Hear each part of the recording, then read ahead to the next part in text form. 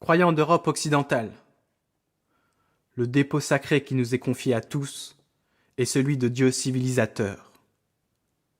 Sans que chacun n'ait à se renier dans sa riche tradition, dont personne ne peut le déposséder, veillons bien à ne pas rapetisser l'héritage commun. Aussi, en Europe même, n'oublions pas l'effort immense que firent les anciens en invoquant Zeus. Effort que reconnurent très vite les pères de l'Église d'Orient. De même, ne laissons pas les misérables cléricaux païens sceller et salir le grand élan déiste de Rousseau et Robespierre, au nom de l'être suprême, que nous laissons amalgamer avec l'ignoble culte de la raison. Dans l'Orient de l'Europe, ensuite, souvenons-nous de l'époque glorieuse du christianisme impérial, de Constantin, Théodose et Justinien. Alors, au maître de l'Olympe se substitua le Père suprême. Si le déclin survint ensuite, ses fruits ne furent point du tout perdus, bien au contraire. L'islam, le premier, se présenta pour prendre le relais, en délivrant Antioche et Alexandrie. Mais il en était inconsciemment débiteur. Notre catholicisme latin, à l'autre extrémité de l'Empire, vint peu après, à la tête des barbares d'Occident, accomplir l'autre moitié du travail.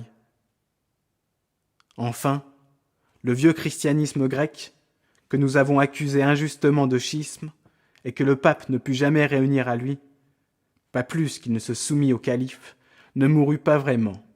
Une vie nouvelle, au contraire, l'attendait, absolument civilisatrice, en tant qu'Église orthodoxe, auprès des Slaves, par la Bulgarie, l'Ukraine et la Russie. Mon Dieu, n'oublions pas encore qu'il n'y a pas que l'Europe au monde. Est-ce qu'à partir d'un foyer extrêmement opposé de celui des Grecs, celui de la Chine, Confucius et Bouddha n'ont pas parlé, eux aussi, de Dieu? Nos jésuites du XVIIe siècle en furent tout à fait conscients, et c'est pour cela qu'ils se firent taper sur les doigts par le Vatican dans la querelle des rites. Une dernière chose, d'importance non négligeable, est le problème des athées.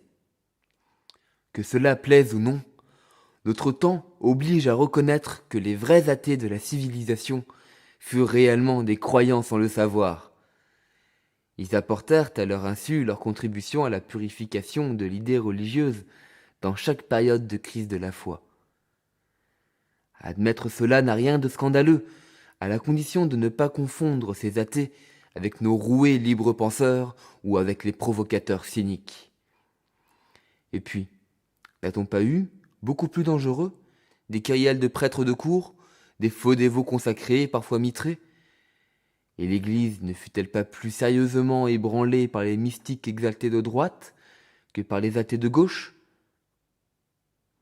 Croyants d'Europe occidentale, embrassons tout cela et méditons-le longuement si nous voulons relever le défi du paganisme intégral dominant, défi qui est de notre âge et qui est tout autre que celui de nos ancêtres.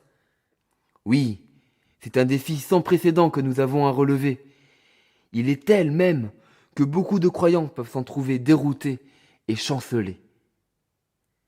En effet, pour aller jusqu'aux racines de la crise de la religion et de la civilisation que nous vivons, il nous faut repenser à l'homme que nous fûmes avant de découvrir Dieu. On rapporte que saint Martin, dans le Morvan gaulois, a bâti un arbre sacré, 345 ans avant que saint Boniface n'abattit le chêne consacré à Thor, en Hesse. Notre temps de crise générale de la religion nous offre la grande occasion de rendre enfin justice aux Gaulois et Saxons que nous fûmes. Il était juste, et c'était pour notre bien, qu'on nous fit connaître Dieu avec la sévérité requise. Mais maintenant, nous devons apprendre que les idoles qui avaient été les nôtres n'avaient pas été, durant des siècles et des siècles, un faible appui spirituel, même si cet appui était matérialiste.